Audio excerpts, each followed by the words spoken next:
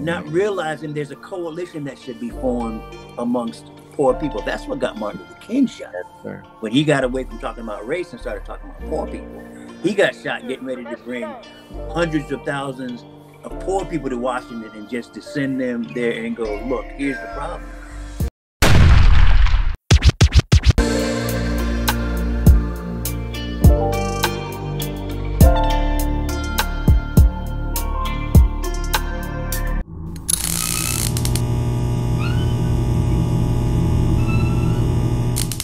SouLivate. SouLivate. Right, your freedom. And about, I don't know, 8 to 12 years later, 1619, the first African slaves come. And they're indentured too. They don't come as slaves for life. They're indentured at first. And that's one of the reasons why there's so many black folks with Irish last names. Eddie Murphy. Yes, right? sir. That's an Irish last name. Black folks, you see some black people with freckles and red hair. Black people and Irish people used to get along because we were in the same thing. Yes, sir. But once it became that for the colonies to survive, they needed plantations. Plantations needed black slaves. The Irish could be white people. And something that black people could never be. So there's a resiliency and a way of turning the worst into the best that black people over the centuries have gotten good at. You know, the N-word, right? You couldn't avoid it. So black folks turn it into a moneymaker that white people can't participate in. Do you use it, by the way? I don't. I don't, but I understand why people do. It's like chitlins. I understand why. Yeah, it's for people that don't understand. I give them this analogy. When black folks were slaves, white people got the good cuts of pork, right? They got the ham and the I don't know cuts, but they got all the good cuts. High on the hog, we call it. They got all the good meat. Black folks got the brains and the guts. But, you know, they learned to pull all the nasty stuff out, wash it all day. When my mom made chitlins, she put so much love in it, it's the guts inside the butthole of the universal symbol for filth, and she turned it into something incredible. That doesn't mean it's good for you, but it's the symbol of love, right? It's the same way. I don't use the N-word, but I have a friend of me said, man, Joe, man, love you, man. You're my nigga, right? I know what he means by it is a show of respect, right? It's cultural chitlins is what it is. Chitlins will still make your blood pressure rise. You know what I mean? Chitlins are still not good for you. But by the time your mom spends, or whomever it is, spends all day long pulling the membrane out, washing it, pulling the membrane out, rewashing it, seasoning it, putting it in the pressure cooker, cooking it for all them hours, slicing, dicing it up, and then giving it to you. That's it's so labor intensive and such a symbol of love that I love my mom's chitlins. We knew it was a special day when she did that. She made the best out of the worst. Same with the N-word, right? The N-word is never is it culturally good for us, but we've taken the sting out of it, turned it into something that makes us money and excludes the person that invented it from saying it. Yeah, that's a black folk thing. I think it's beautiful, man. By the way, you're in New York, so don't be surprised if you see a bunch of like white kids walking around saying that word, man. Because I've been in New York. I've been in New York plenty, and New York is different, man. Like I use the word most of my life because I grew up in Queens. Most of my friends were black, like what I'm saying. And in New York, like we all say, like everyone says it to everyone. So in New York, like a whole different universe, man. To us, it became like part of the language, man. Right. So don't be surprised while you're in New York. Everything is intent. Like another good thing that black people That's a golden thing you just said, man. Everything is intent. Everything is intent. Yes, sir. One of the things that Black people culturally are good at, because they had to be, is knowing who is cool and who isn't. Mm. You know what I mean? Like, Black folks know the intent of the person that slings that word, Yes, right? sir. Yes, sir. You know what I mean? Because it's part of the culture. You have to, for survival, especially as you go farther back. It's more imperative that you understand the non-Black person across the room. I never thought about it like that. You blowing my mind right now, man. And It's it. this is a time to celebrate you, but I just wanted to put this in there real quick. I really because part of my mission has been for people to really understand that there's a Western and an Eastern Europe, like I said, and Right. and That's good. and you know, everyone looks, oh, you know, they're white folks, but I have to stress this because it's very important. We are genetically, historically, and in any kind of way, we are completely separate people. And this is why you have never seen a Slavic nation go and conquer someone and colonize them. And this is exactly why today you can still see a war in Ukraine and not a war in Germany, man. You know what I'm saying? So, Right. we have had our share of, you know, call it injustices, just whatever it is. So I'm sorry for putting my 5 cents in there, but No. Your 5 cents is part of the story, because the other part. So, like, when the colonization happens here, you know, there's Black folks going through it. The people that we call Indians, you know what I mean? They're going through it. It's crazy. But people, even when we talk, they're Black too. Like, they're Black too. It's insane, right? It's crazy. Yeah, there were Black natives here centuries before the ones that we call Indians were here. Yes, now, but the ones that we call Indians, the long hairs, when Black slavery was happening, Indian slavery was happening right beside it, and we didn't call it that. We didn't recognize it. Right. They did. Right. Because they were being genocided and enslaved also. Because as the country's moving west, that expensive civil war had to be paid for. So they're voraciously getting land, moving west, and enslaving Indians. Now, when they enslaved Indians, the women were the ones that were worth the most money. It's the precursor to our sex trafficking. Wow. The women were the ones. They wanted those. Well, you know what they wanted the women for. Yeah. But they also, they were concubines. They would take care of homes, and they wanted the children also, because the children could learn the language and start to perpetuate, you know, European living amongst Indians. The men didn't cost as much, but they needed those men in the mines. They needed the men to pan for gold. But worse than that, they needed the men in the mines, because to get silver, you got to dig, bring those rocks up, pulverize the rocks, separate the silver from the rocks. So there was Indians dying in mines left and right. Left and right, yeah. So the African slavery is over on paper, right? In 1865. Yes, sir. Right? On paper. But Indian slavery was still going. Black folks get the right to vote in 1867. A man named John Elkin, 1870, Indian, the ones we know as Indians, he goes to vote, tries to, and they deny him the right to vote. And he starts citing the eloquent language of the 14th Amendment, you know, giving Black folks the right to vote. Or the 15th Amendment, sorry. And they basically tell him they can vote, but the Indian still hasn't sufficiently shown that he's not a savage. So you can't independently show that you're not a savage. It has to be your people. So there's like the racisms that we don't know about.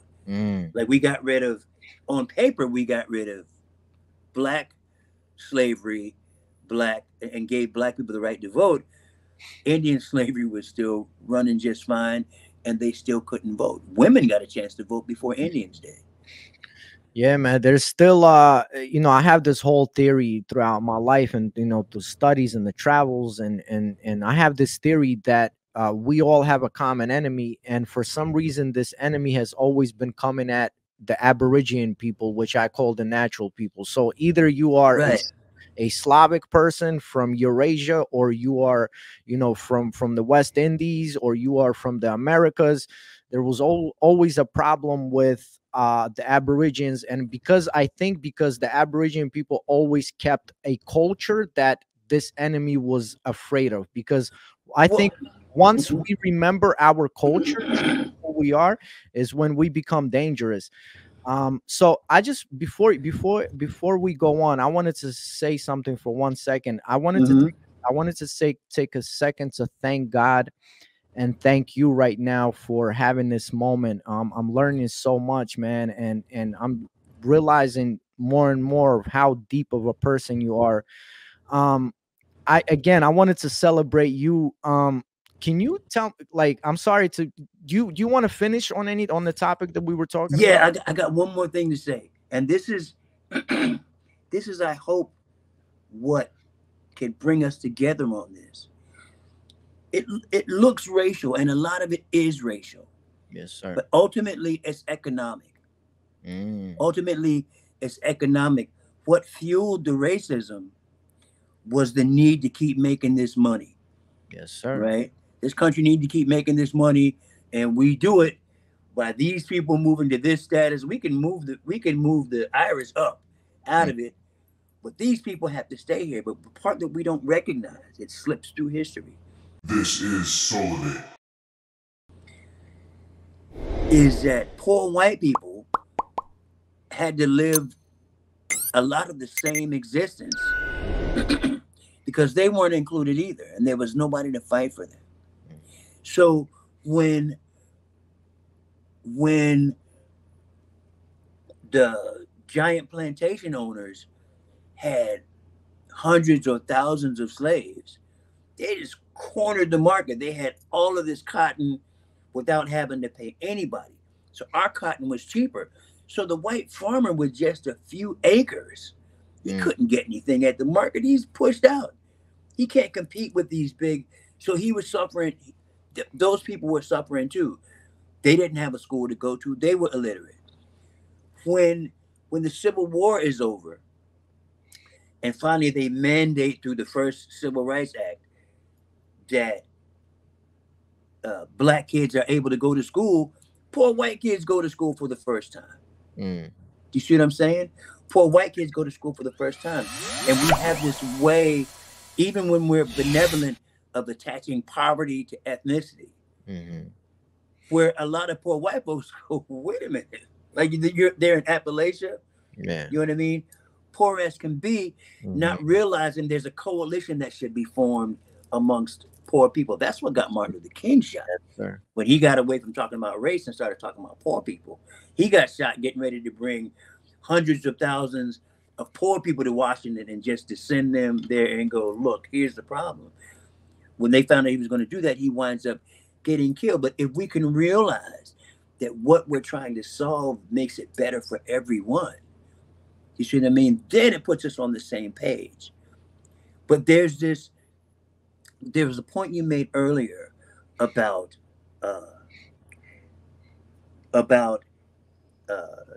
whether it was just people behaving for the times or whether it was intentional.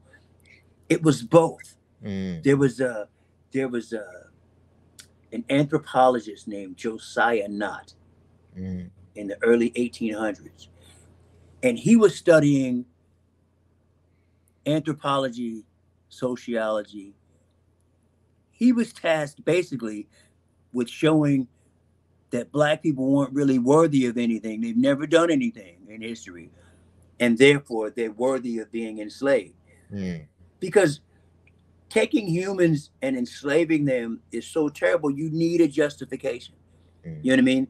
Like the bully that's going to take your shoes can't tell himself, you know, I'm going to beat this dude to a pulp and take his shoes. He has to give himself a narrative, right? So that's what this guy's. He was tasked with. He's a scientist, but he's tasked with showing that these folks don't amount to nothing. So much to the point he called it they called it what he was studying. He said he was studying niggerology. That's what they called it. It's so racist, it's funny. He's studying niggerology. A lot of people forget that in the beginning of the 20th century, there were still human zoos that existed in Western Europe, man. Let me finish this point. So he's studying quote unquote niggerology, right? He's basically these black folks, they're darn near subhuman. They've never done anything. They're only worthy of working. Well, he has a partner. I can't remember his first name. Last name is Glidden. And when the French invade Egypt in 1799, and they find out that the Egyptians are the basis of everything beautiful. They the basis of art. They the basis culture, civilization, science, science, math. Yeah, exactly. And all the Egyptian artifacts got people with wide noses and big lips. Yes, sir. Right? Disproving everything that he's trying to show, because they can't deny it. They wind up coming up with the summation that the only way this could have happened was with the slavery of the Negroes. Right? This can't be them, which is why you see a lot of those sphinxes and things, the nose is shot off and the lips is shot off, because they're trying to prove this thing that's not true. So some of it is intentional. Like before they colonized, as the story goes, they commissioned, was it Michelangelo, I think it is, to paint that famous picture of the Lord's Supper with a bunch of white people there. You know what I mean? Because if we're going to colonize them and tell them that they're less, that the Bible says that they're less than, they can't look at the Lord's Supper full of black folks. You know what I mean? So it's like some of it was intentional to make you feel that you're there. Anthropology says you're inferior.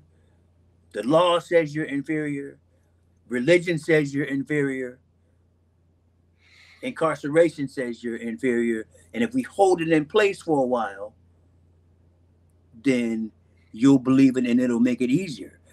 And that's what's happened. And a lot of times it's happened for so long that we buy it. You know what I mean? That we buy it. But it has more fallout than just with black folks. Because it really is still about money. If you're poor, if you're black and poor, there's a spokesman for you, right? Now that spokesman, they'll call him woke and then he'll be disqualified, right? But if you're white and poor, there's nobody really stepping up, and both of you have the same problem. So for the person that wants to lift up everybody without that race label on it, there's a chance. But for you not to have the race label on it, you kind of need to know some history.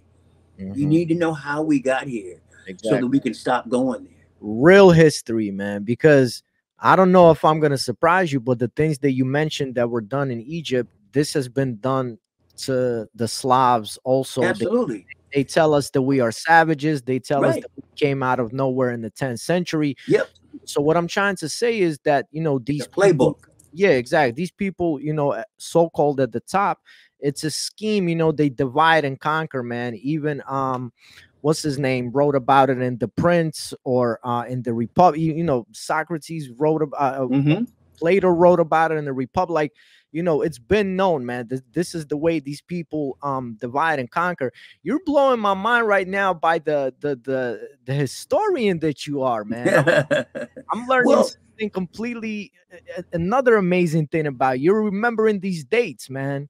Well, listen. I want to, like, again. Nothing happens randomly, I don't think. Nope. I'm born on the 170th anniversary of the ratification of the Bill of Rights. 100 years after Lincoln, the day they killed Sitting Bull. And I recognize that there is a way out.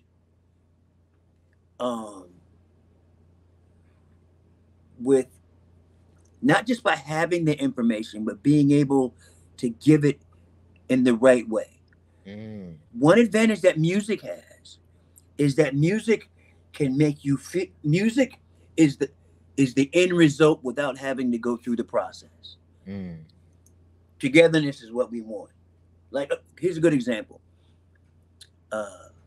Maurice White in the song "Serpentine Fire." Now, what the song is about? Tell a story, morning glory, all about the serpentine fire. The serpentine fire is an Eastern Indian Hindu thing, where the energy from the spine goes up and down like a serpent, right? And it's like you see it, the symbol of the medical symbol, the staff, and you see the serpent going up. That's now, Maurice White is not going to sit down with the audience and go, "There's beauty in the energy that flows up and down our spine, connecting spirit to the earth." Yes, sir. Right? But when it goes, oh yeah, oh yeah, oh yeah, everybody joins in that spirit without knowing what it is. They're just attracted to it. And that's how we get out of it. Yeah. Right? If you can be talented at something. Talent doesn't make you an artist.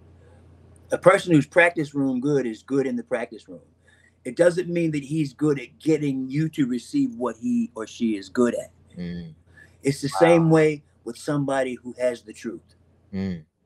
Some people aren't good with the truth. Some people have the truth and try to hit you over the head with it. Absolutely. Some people have the truth, try to make you feel guilty with it. Some people have the truth and try to confuse you with it. Some people have the truth and try to divide you with it. Amen, man. We need more artists of the truth. Wow. An artist is somebody who's talented at something and is good at getting other people that don't know it to receive it. Right? And that's what I'm trying to be, an artist of the truth. In the same way, I think I can have this conversation with pretty much anybody and not create an enemy. Wow. And even if that person decides to be an enemy, they will have learned something. Yes, sir. You know what I mean? And that's the key.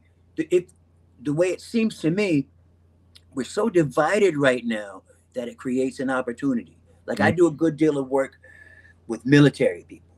And there's a military person. He said that his commanding officer used to tell him, his name was Keith Prather. He said, "Prather," said, "what I want you to remember, there's always opportunity in chaos." And where we are right now, everybody is united and feeling divided, which makes everybody more susceptible to an off-ramp if we can offer one. Do you see what I mean? And if we can learn that this race division was manufactured, it was just manufactured for economics. Yes, sir. Race is not science. Race is just a decision made about skin color. Yeah. That put some of us here and put some of us there without us having to call it a caste system.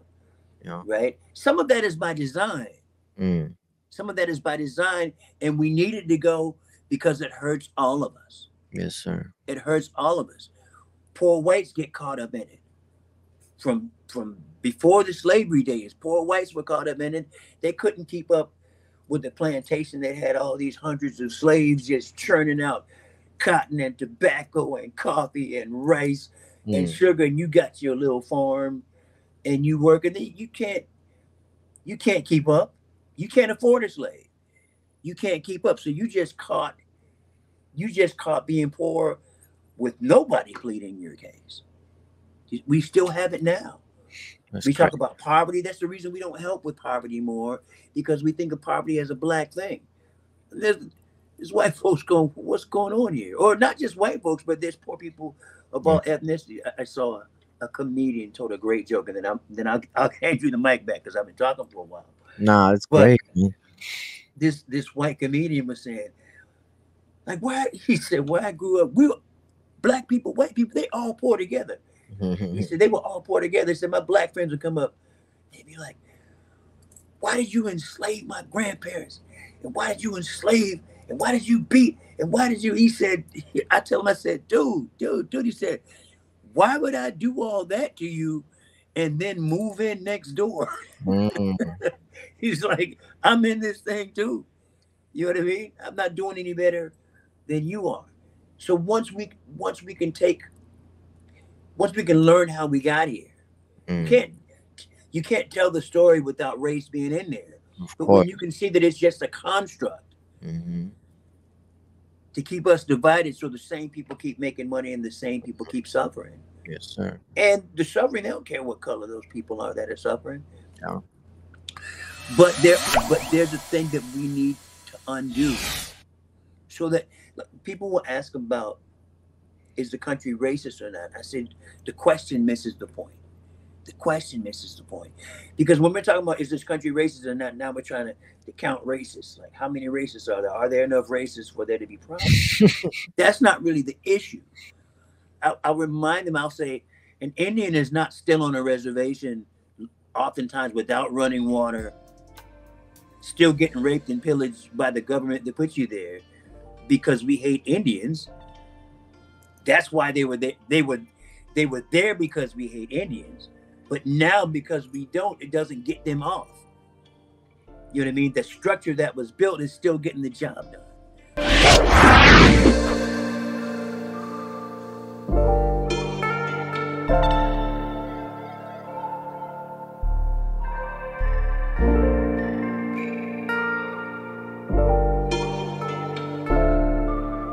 SouLivate.